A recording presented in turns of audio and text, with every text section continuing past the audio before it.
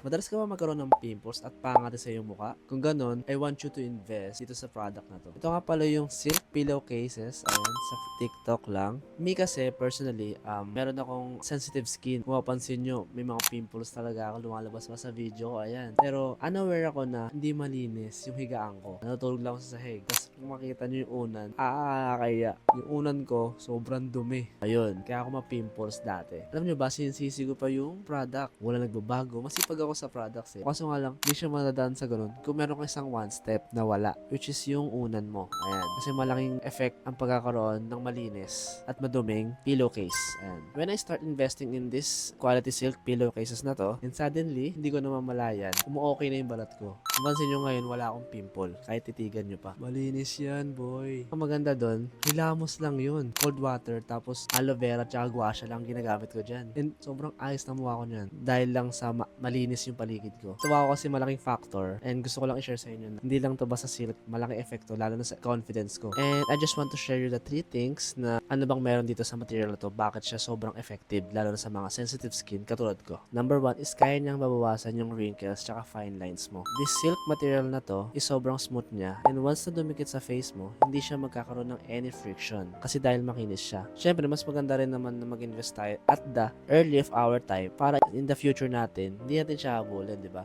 Kaya maganda mag-invest tayo ng maaga sa health natin. Number 2 is hypoallergenic ang silk materials. So, hypo means less and allergenic means caused by allergy.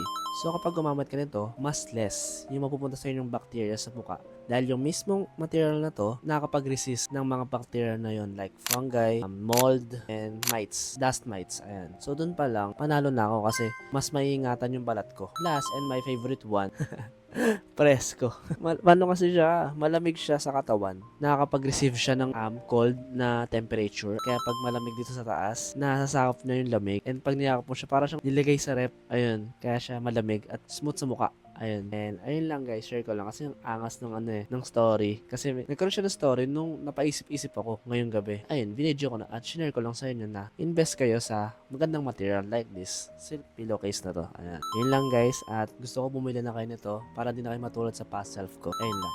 Bye!